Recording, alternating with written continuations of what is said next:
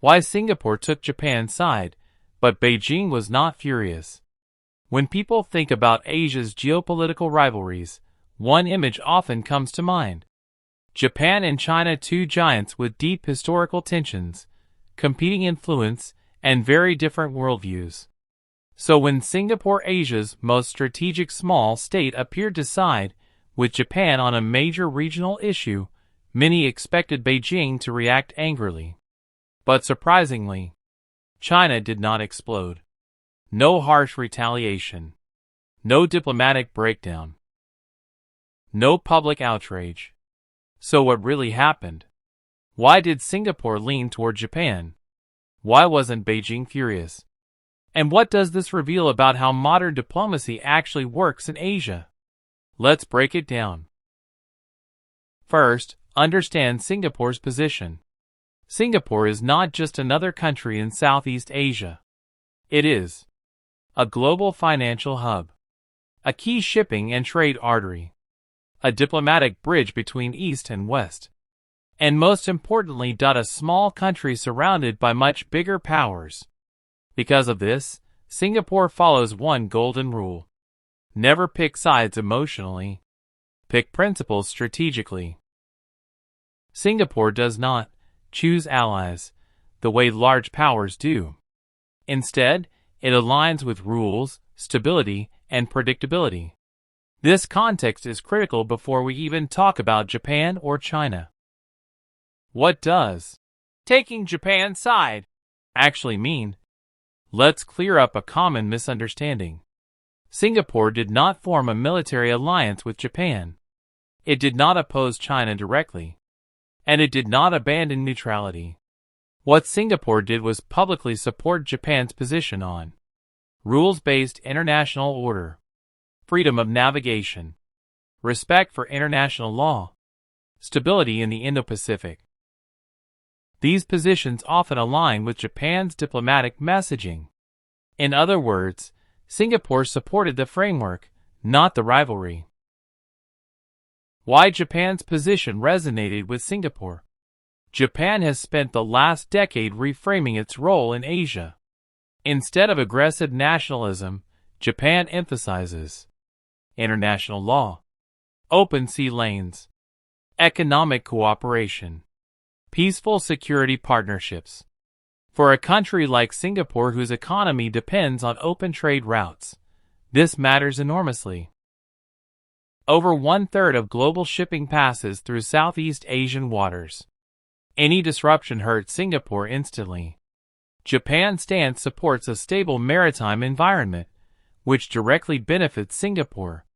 So from Singapore's perspective, backing Japan here was not ideological, it was economic survival. South China Sea factor. One of the biggest reasons people expected Beijing to be angry is the South China Sea issue. Singapore has consistently said, disputes should be resolved peacefully. International law should be respected. Freedom of navigation must be protected. These views often align more closely with Japan than with China's claims. However, Singapore has never claimed territory in the South China Sea. It is not a claimant. It acts as a neutral voice calling for restraint. Beijing understands this difference. Why Beijing was not furious? Now here's the most interesting part. China did not react harshly, and that was very deliberate. China understands Singapore's diplomatic DNA. Beijing knows Singapore's foreign policy extremely well. Singapore has strong ties with China, large ethnic Chinese population, deep economic integration with Chinese markets. China understands that Singapore is not anti-China. It is pro-stability. So when Singapore echoes Japan's language on rules and law, Beijing sees it as consistency, not betrayal. Singapore never attacked China directly. This is crucial. Singapore did not condemn China publicly, name China as a threat, support sanctions, or encourage military confrontation. Singapore spoke in general terms.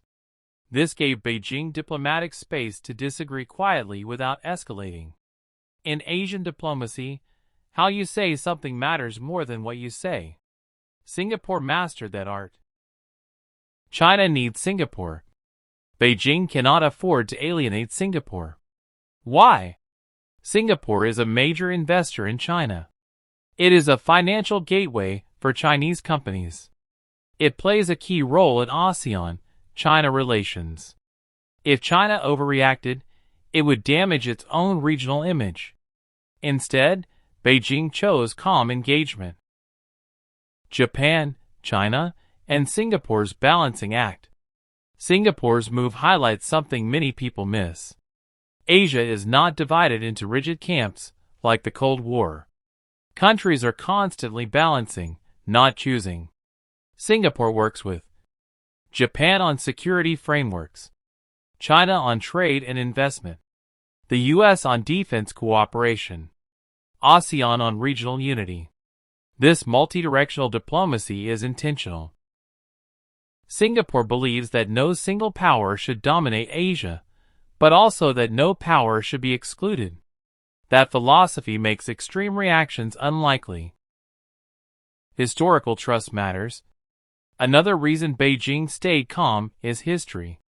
Singapore has long been one of China's most trusted partners in Southeast Asia.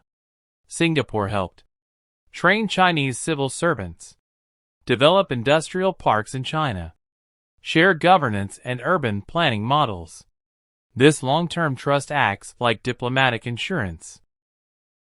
So even when Singapore leans slightly toward Japan on principles, China does not assume hostile intent. So why did Singapore take Japan's side? Because Japan's stance aligned with Singapore's core interests: stability, law, and open trade. And why wasn't Beijing furious? Because Singapore did not act emotionally, aggressively, or hypocritically. It acted strategically. This is modern Asian diplomacy at its finest, not about choosing sides, but about choosing balance. In a region full of giants, Singapore reminded the world that even small countries can move carefully and still be heard.